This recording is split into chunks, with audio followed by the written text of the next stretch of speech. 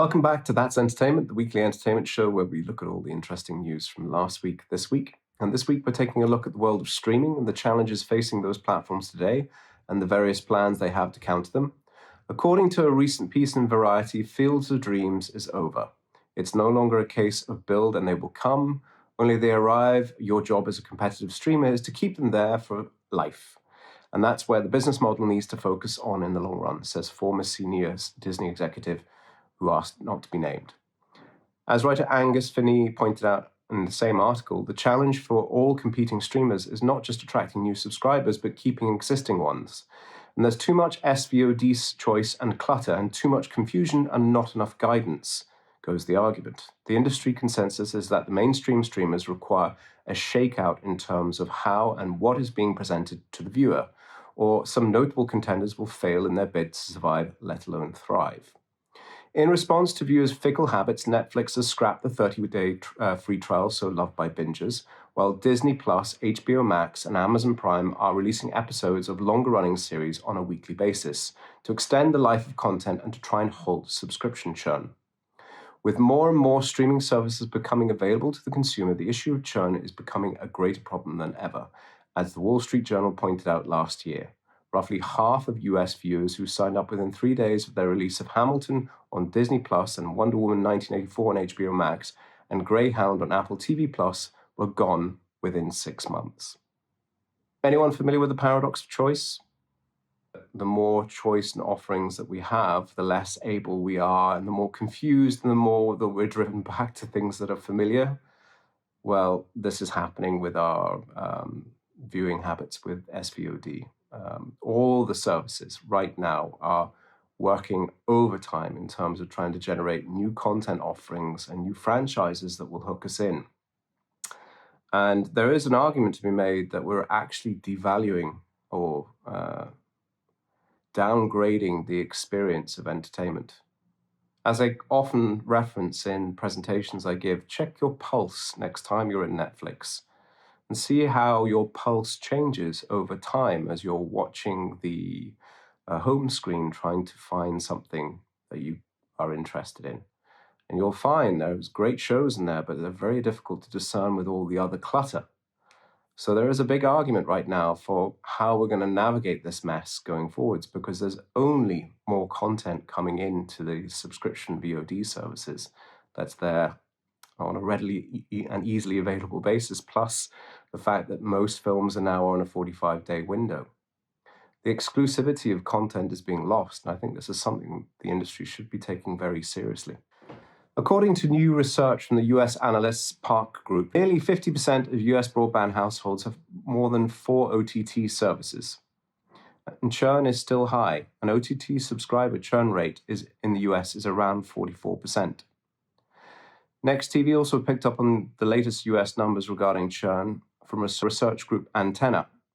Apple TV Plus churn rate is nearly 5 times higher than that of Netflix, which ended in 2021 with an industry low churn rate of just 2.2%, down from 2.5% the previous year. Disney Plus, which effectively minimizes churn by being bundled with Hulu and ESPN Plus, came in second behind Netflix at 5%.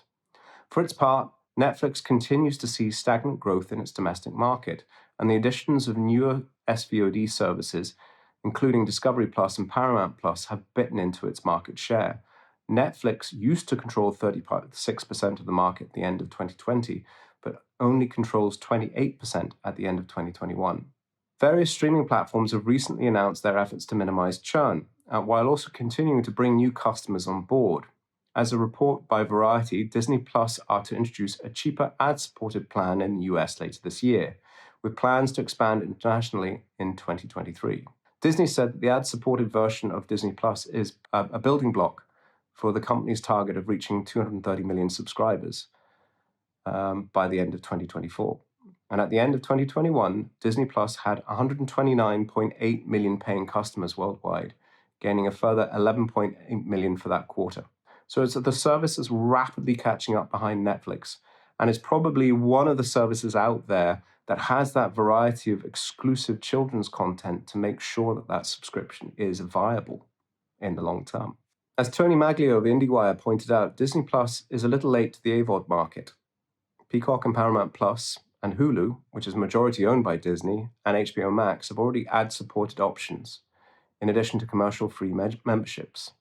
Not surprisingly then, Paramount CEO Bob Bakish told a conference last week that Disney's decision is a validation of the strategy that Paramount Plus already has in place, and that Disney are 100% right.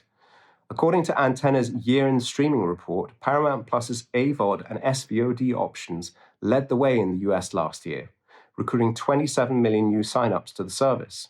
Although, as we reported in a previous show, the studio's announcement that streaming will be at the core of their plans for the foreseeable future, despite this announcement, the share value dropped substantially, as we reported. While Disney and HBO Max and Paramount will offer users two ways to access their content, it seems unlikely that the market leader Netflix will follow suit anytime soon. As Netflix CFO Spencer Newman told attendees at the recent Morgan Stanley 2022 Technology and Media and Telecoms Conference, it's not like we have a religion against advertising, to be clear, but that's not something that's in our plan right now. We have a really nice, scalable subscription model. And again, never say never, but it's not in our plan.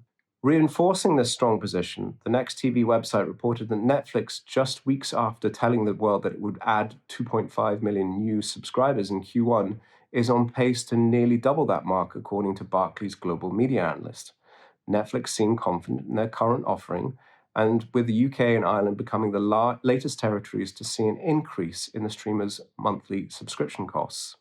What they also have is a huge commitment to funding new content from around the world, with a reported $17 billion global production budget in 2022.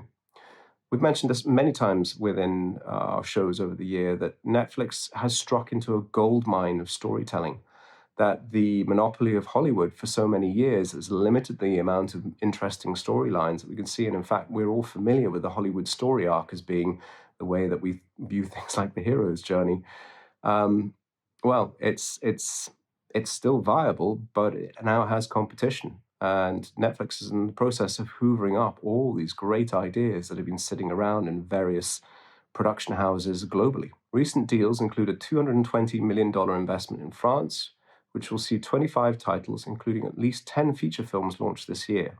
And across the channel, the streamer has at least two major UK film studios, one at Shepperton and one at Long Cross.